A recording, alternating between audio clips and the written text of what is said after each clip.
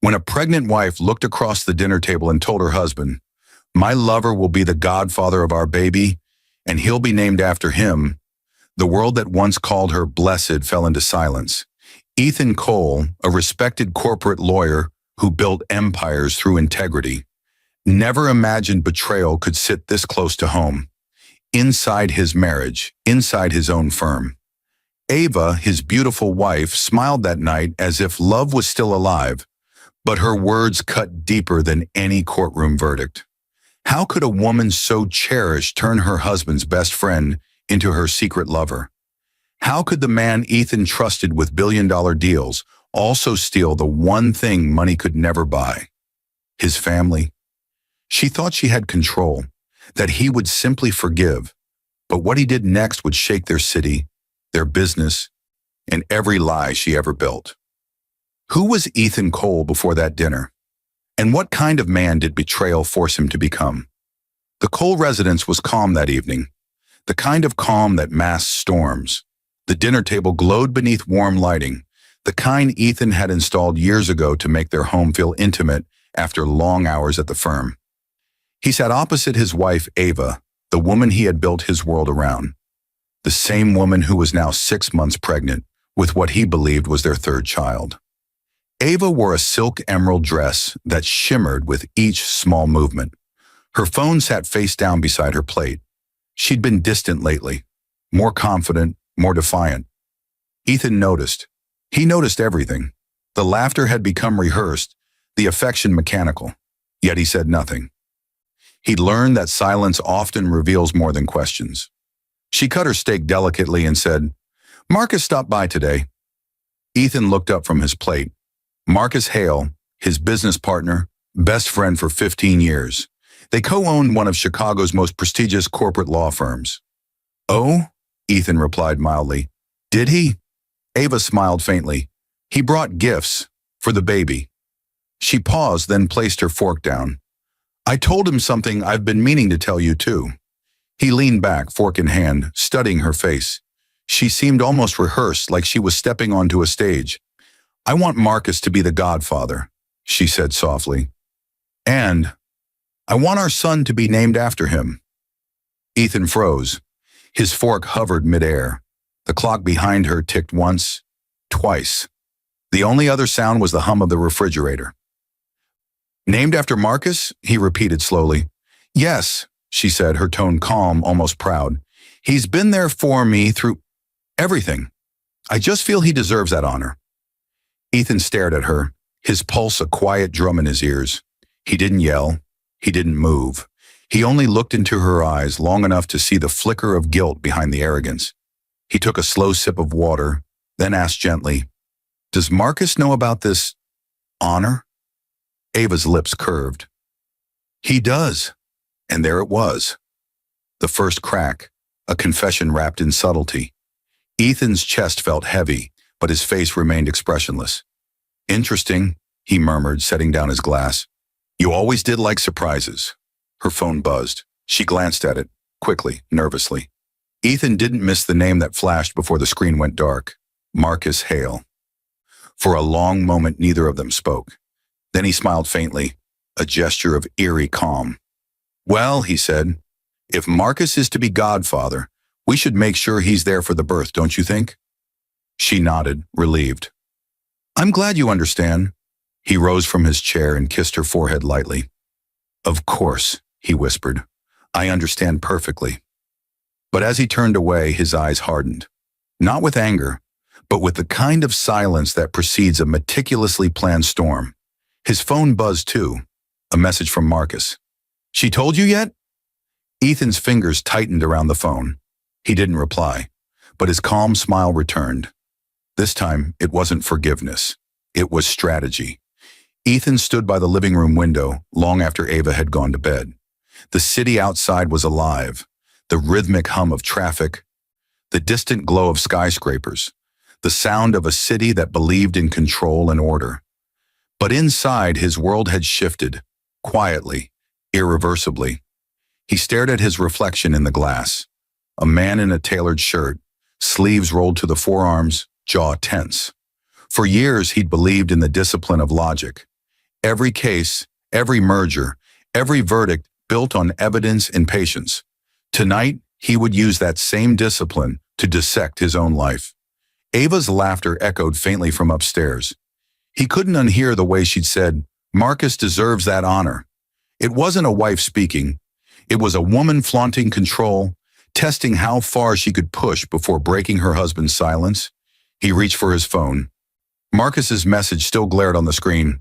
"She told you yet?" The arrogance behind those words was louder than a confession. Ethan typed a single reply, "Yes," then deleted it before hitting send. Let them wonder what he knew. Let them feel the weight of uncertainty.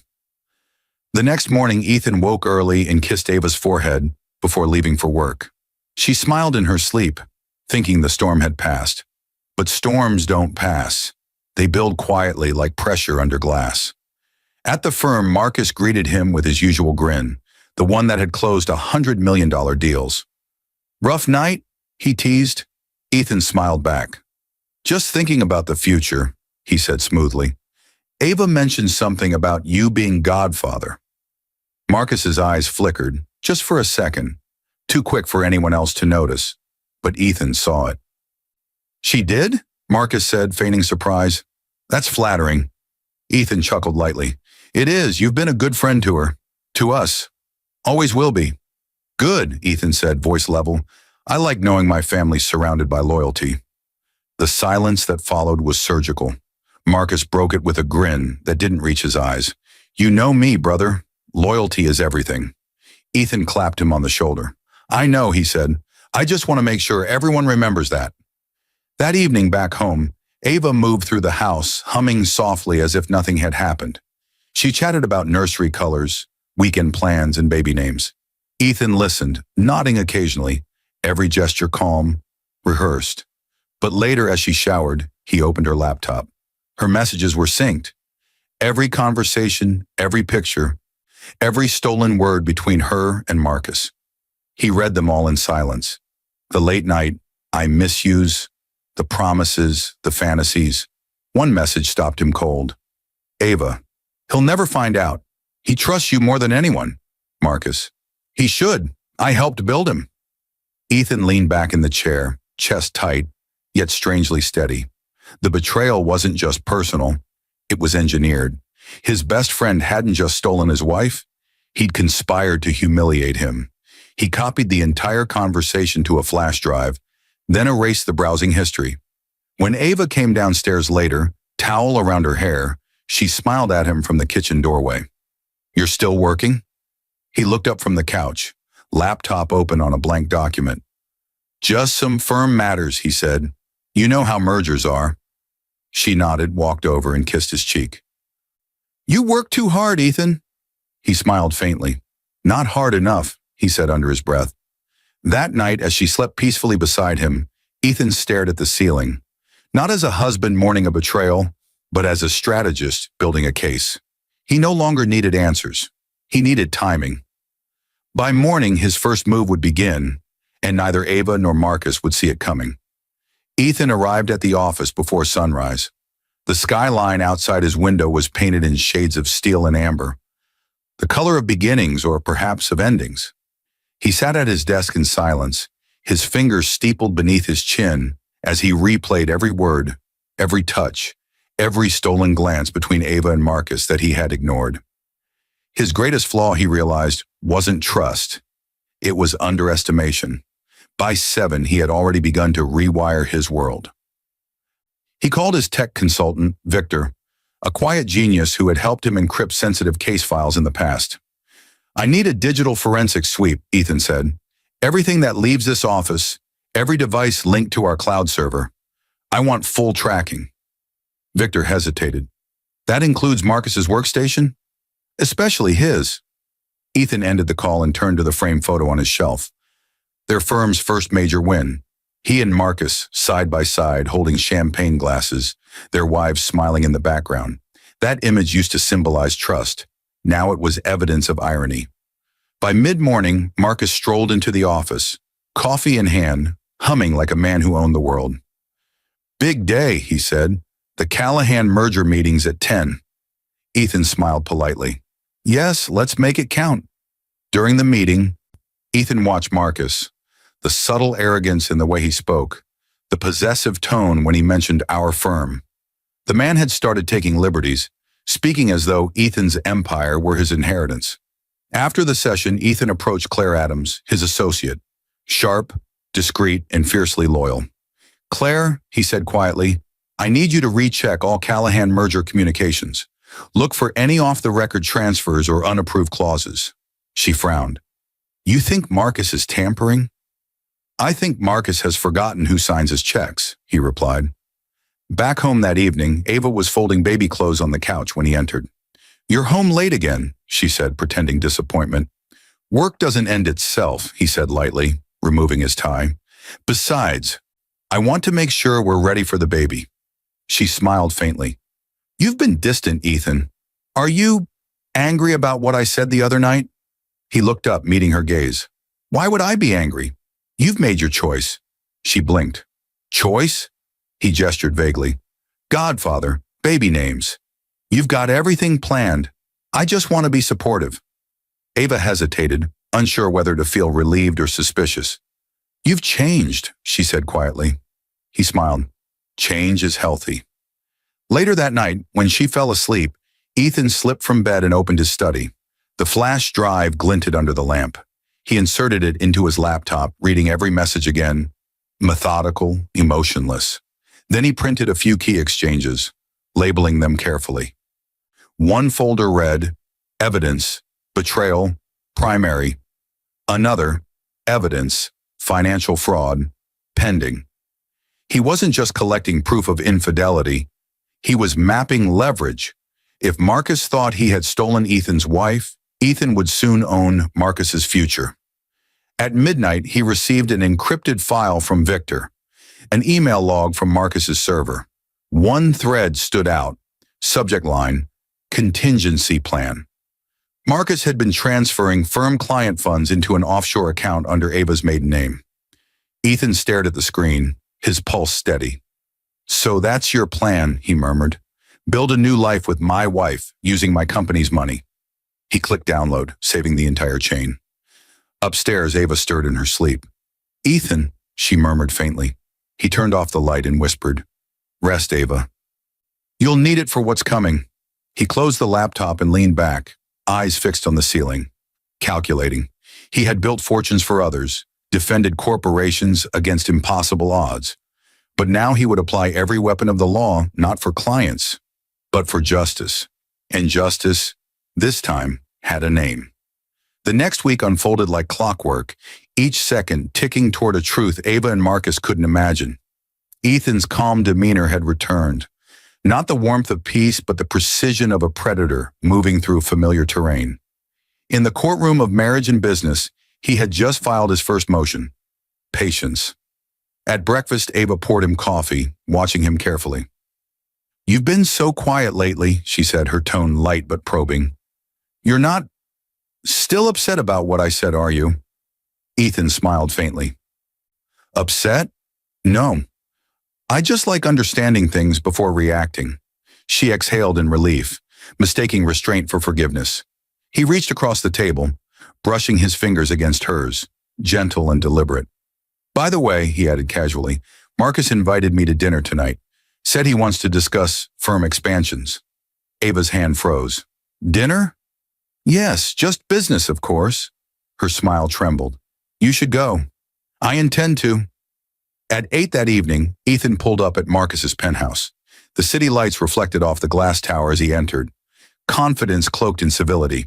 Marcus greeted him with open arms, his grin wide and practiced. Brother, about time you loosened up. Whiskey? Ethan accepted the glass. Why not? They sat across from each other, two men who had built an empire together, each hiding his weapon behind a smile. So, Ethan began, swirling his drink, the Callahan merger, you're sure the numbers add up? Marcus smirked. Of course. You doubt me now. Ethan chuckled softly. Never. I just like accuracy. You know how clients hate surprises. Marcus leaned back. Relax, Ethan. You worry too much. Let me handle things. Ethan raised his glass. Oh, I will. They toasted, but the clink sounded hollow, a prelude to ruin. As Marcus went to refill their drinks, Ethan's eyes scanned the room. On the counter lay a photo, Marcus and Ava, laughing together at a charity gala months ago. The image wasn't public. It was taken from a private angle, the kind meant for secret memories, not friendship. He picked it up slowly, studying the smiles.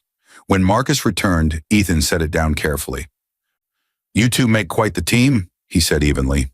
Marcus stiffened. "What do you mean?" "Just an observation," Ethan replied, draining his glass. "Some partnerships go deeper than paperwork." Marcus's laughter came too quickly. "You're imagining things." "Maybe," Ethan said, standing. "Or maybe I'm just beginning to see clearly." He left without another word. Outside, his car idled under the streetlights. He pulled out his phone and opened a message to Victor. "Send everything. Offshore accounts, transactions, everything tied to Hale and Ava Cole." By morning, the file arrived. A full breakdown of stolen funds, disguised under shell companies. Marcus had been bleeding their firm slowly, methodically, and using Ava's identity as his shield. That night, as Ava stood by the window of their bedroom, staring into the distance, Ethan approached quietly. "You saw Marcus tonight?" she asked, voice low. "I did," he said. "How was he?" Ethan smiled thinly, confident, like a man about to lose everything. She turned to him, frowning. "What's that supposed to mean?" He leaned close, his tone calm, intimate. "It means, Ava, that I finally understand who I married and who I've been feeding." She stepped back, uneasy. "You're scaring me." "No," he said softly. "Not yet." He kissed her forehead gently, then whispered, "Sleep well." When she looked up again, he was gone, leaving behind only silence and a faint sense that something irreversible had just begun. Outside in his car, Ethan drafted an email to his private investigator. "Begin surveillance on Ava Cole and Marcus Hale. Daily logs. Discretion absolute." He hit send, and for the first time in weeks, he smiled. Ethan's plan was no longer a theory. It was now a case file, structured, numbered, and sealed in folders beneath his office drawer. The betrayal was personal, but the revenge would be professional, legal, and absolute. Everything Ava and Marcus had built on deception was about to collapse under evidence, not emotion. The investigators' reports came in daily. Photos of Marcus and Ava meeting in hidden cafes, a pattern of calls and texts, car logs showing midnight visits when Ethan was working late. He reviewed everything with unnerving calm, cross-referencing each timestamp against Marcus's corporate activity. Every betrayal had a paper trail. Ethan just had to follow it to the bank. By Friday morning, he walked into the firm as though nothing was wrong. Marcus was already in the boardroom, laughing with a few junior partners. "Morning, Ethan," he greeted. "Ready for the Callahan review?" Ethan nodded. "Absolutely. But before that, let's have a quick private talk." They stepped into Marcus's glass-walled office. Ethan closed the door and placed a manila folder on the table. "What's this?" Marcus asked. "Due diligence," Ethan said quietly. "I ran a compliance audit on all merger-related accounts. You know, standard protocol." Marcus smirked. "You're paranoid, brother." Ethan smiled back, his expression unreadable. "Maybe, but I prefer paranoia to prison." Marcus's grin faltered. He opened the folder and froze. Inside were screenshots of wire transfers, shell company registrations, and email trails linking him to offshore accounts. "Where did you get these?" he demanded, voice rising. Ethan's tone stayed calm. "From your arrogance, mostly." For the first time, Marcus looked afraid. "You wouldn't—" "I already did," Ethan interrupted, walking toward the window. "You used my firm to launder your greed. You used my wife to cover your tracks. And you used my name to hide your sins. Tell me, Marcus, do you think I built a billion-dollar law firm by not anticipating betrayal?" Marcus tried to compose himself. "We can fix this, Ethan. We can—" Ethan turned, his eyes sharp. "No, Marcus, you can fix this. You'll return every cent, resign from the firm, and stay quiet. Otherwise, I forward these to the SEC and the district attorney before noon." The silence between them was electric. Finally, Marcus exhaled. You're bluffing. Ethan picked up his phone, opened his mail app, and hovered his thumb over send. Try me. Marcus's voice cracked. Fine, I'll step down. Ethan studied him, then nodded slowly. Good. I'll draft your resignation letter. When Ethan left the office, Marcus collapsed into his chair, sweat glistening on his temple. He didn't yet know that Ethan had no intention of mercy. The resignation was only step one of 7. That evening, Ava waited at home, dressed elegantly, a candlelit dinner set for 2. You've been so distant lately, she said softly when he entered. I made your favorite, steak and red wine. He looked around the table, at the effort, at the illusion. You didn't have to, he said. I wanted to remind you that we're okay, she whispered, touching his hand, that nothing's changed. He smiled faintly. Everything's changed, Ava. Her brows knit. What do you mean? Ethan stood, walked to the sideboard and poured himself a glass of wine. Marcus resigned today. Her fork froze midair. Resigned? Why? He turned slowly, eyes meeting hers. Maybe he realized not every man forgives betrayal. She swallowed hard, pulse quickening. Ethan, what are you saying? He leaned forward slightly, voice almost kind. I'm saying, my dear, that you should start preparing. The Godfather's about to lose his empire, and you're going down with him. Her face went pale. What have you done? He smiled thinly, the calm before a storm. Justice, Ava. Just justice. Ava could feel the tension settling in the house like a fog. Ethan was colder now, measured, polite, but unreachable. He still slept beside her, still kissed her on the forehead each morning, yet every gesture carried a distance that terrified her. She didn't know that while she worried about saving her marriage, Ethan was already halfway through dismantling her world. At the firm, Marcus's resignation hit the partners like a bomb. He claimed burnout and personal reasons, but whispers spread. Ethan, calm and articulate, told the board it was an internal restructuring. Behind the scenes, he was already redirecting every client Marcus had ever touched. Within 48 hours, Marcus's access was revoked, and his office was emptied by compliance staff. His name was erased from the firm's website before noon. That afternoon, Ethan sat in his private conference room, reviewing a folder labeled Paternity Audit. He had asked for DNA verification, not out of curiosity, but closure. The private lab had returned the results that morning. The envelope lay unopened before him. His hand hovered above it for a long moment before he finally tore it open. Negative. The baby wasn't his. Neither was the older one. Only their first child, Grace, was biologically his. The rest were Marcus's. The paper blurred for a second before Ethan set it down carefully, exhaling once, long and silent. No tears. Just the deep, hollow acknowledgement that the family he built was a carefully constructed lie. By evening, he had already made 3 calls. His attorney, a financial investigator, a family court specialist. No rage, no revenge speeches, just execution. Every detail planned like a high-stakes legal strategy. When he arrived home, Ava was sitting on the couch with the ultrasound photos spread around her. You didn't come home last night, she said softly. I was worried. I had work, Ethan replied. A lot to process. She stood, approaching him. Ethan, I know things have been strange lately. I can fix this. I can... He cut her off gently. Ava, when you said Marcus should be Godfather, did you mean Godfather or father? She froze. What? He met her eyes, calm, unwavering. You see, I've always admired your confidence. You were so sure I'd never look beyond what you let me see. But now I have, and I know everything. Her breath caught. Ethan, please. He held up a hand. Don't lie again. I'm done collecting those. She stared at him, trembling. You went through my things? I went through our life, he said quietly. Turns out it belonged to someone else. Tears spilled down her face. I didn't mean for it to happen. He stepped closer, voice low and deliberate. You meant every word, Ava. Every lie was rehearsed. Every kiss was borrowed. But I'm not here to argue. I'm here to return everything that isn't mine. What do you mean? She whispered. He smiled faintly. Tomorrow morning, you'll receive 2 documents. One's for divorce, The other for paternity disavowal. Her legs nearly gave out. You can't, Ethan, please. Don't punish the children. They're not mine to punish, he said, stepping past her. You made sure of that. She grabbed his arm, desperate. I'll lose everything. He turned, eyes cold. You already did.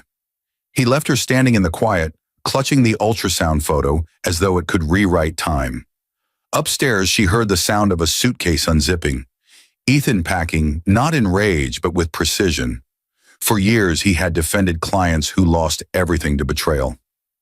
Now he finally understood what they felt when they looked at him across a courtroom and said, I just want justice. And for the first time in his life, Ethan Cole wanted the same. The morning light filtered through the blinds as Ethan stood in front of the mirror, adjusting his cufflinks with precision. Every movement was deliberate, calm, the reflection of a man who had chosen control over chaos. On the dresser beside him lay two envelopes, one marked divorce, the other paternity termination. His silence now had a legal form, and by the end of the day, Ava would finally understand what it meant to lose a man who never raised his voice. Downstairs, Ava sat motionless, clutching her coffee mug as if it were her last comfort. The air between them was heavy, colder than any winter they'd shared. Ethan walked in, briefcase in hand, his expression neutral. He set the envelopes on the counter. You'll need to sign these by the end of the day, he said quietly. Her voice broke. Ethan, please, don't do this. We can fix it. The kids, he interrupted softly. Grace will be fine. She's the only one who's mine. The others belong where they came from. She gasped, tears welling up. You had a DNA test? He met her eyes. I had the truth tested. He turned toward the door, but her voice stopped him. Ethan, please, think about what you're doing. You'll destroy everything. He paused, his back still turned. Ava, everything was destroyed the moment you looked at me and said another man's name would live in my house. She covered her mouth, sobbing. I didn't mean... Yes, you did, he said quietly. You meant every word. Then he walked out, leaving her in the silence she had created. At the firm, whispers spread like wildfire. Marcus had gone underground, selling his sports car, liquidating accounts, panic disguised as strategy. Ethan, meanwhile, met with his legal team. File the divorce under marital fraud, he instructed, and make sure the paternity documents are public record. No confidentiality clauses. Claire, his associate, hesitated. That will expose everything, Ethan. The media, he nodded. Let them see. Let them all see. By afternoon, Ava received the court filings via courier. Her hands shook as she read each line. Adultery, paternity deception, financial conspiracy. The words felt like bricks crushing her chest. She called Marcus immediately. Ethan knows, she whispered. He knows everything. Marcus's voice trembled. Stay calm. I'll fix it. Fix it, she shouted. He has the DNA results, the bank records, everything. He's coming for us. For the first time, Marcus had no plan. I'll talk to him, he muttered, but Ava could hear the fear in his voice. That evening, as the sun sank over Chicago, Ava drove to Ethan's office, mascara streaking her face. She waited by the glass doors until he appeared. Ethan, please, she said, blocking his path. Don't take my children from me. He looked at her, his expression unreadable. You took them from me the day you lied about who they belonged to. Ethan, I love you, she cried. He tilted his head slightly. You love the comfort I gave you, but love doesn't betray for convenience. She reached for his arm, but he stepped back. You wanted Marcus to be Godfather, he said evenly. Now you'll watch him bury his own future instead. Her tears fell harder, her voice cracking. You're not the man I married. He gave a faint, bitter smile. No, that man believed you. He walked past her and into the elevator, leaving her alone in the lobby, trembling under the fluorescent lights. Outside, rain began to fall, the city glistening under a storm it didn't see coming.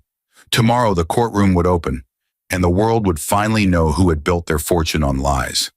The courtroom was full before the session even began. Reporters lined the hallway, cameras flashing, eager for a headline that already read like fiction.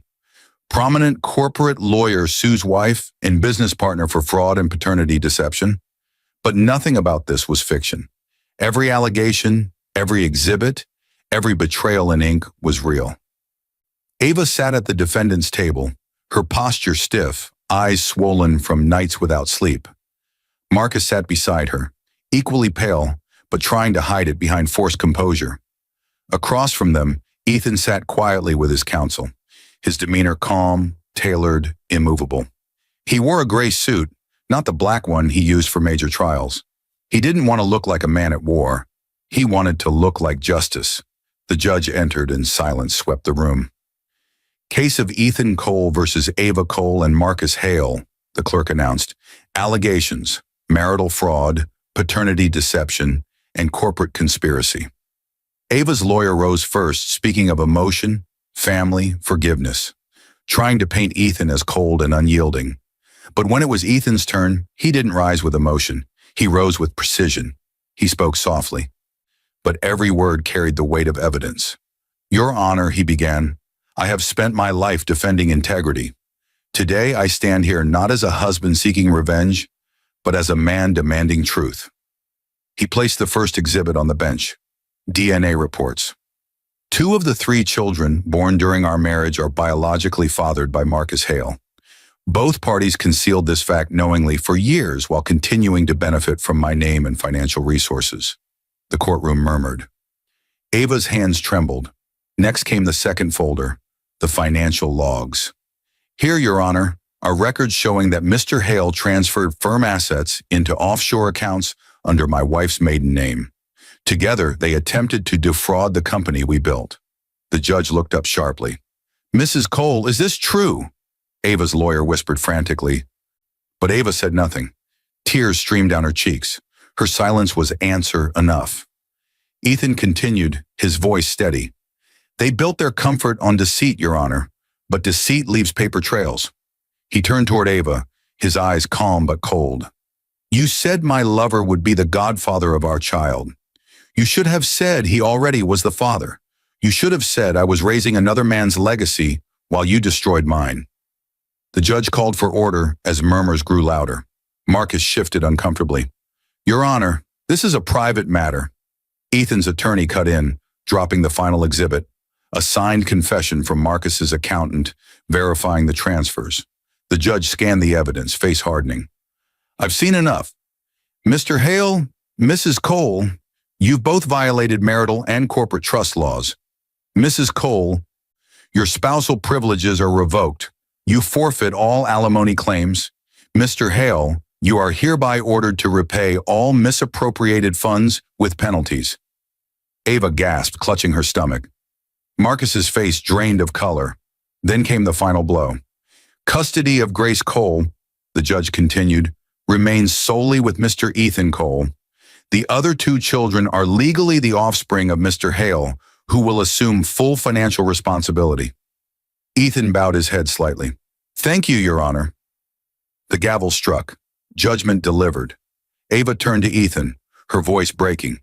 Ethan, please, don't do this. Don't leave me with nothing. He looked at her, his voice soft but final. You left me long before I walked away. I'm just returning what was never mine.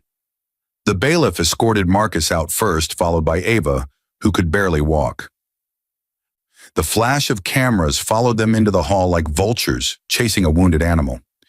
Ethan stepped outside minutes later, the crowd parting as he walked through. He didn't stop for interviews or applause. He simply buttoned his coat and said to his lawyer, Send the donation paperwork to the Grace Cole Foundation. I want the press release ready by tomorrow. Claire looked at him curiously. A foundation? Ethan nodded.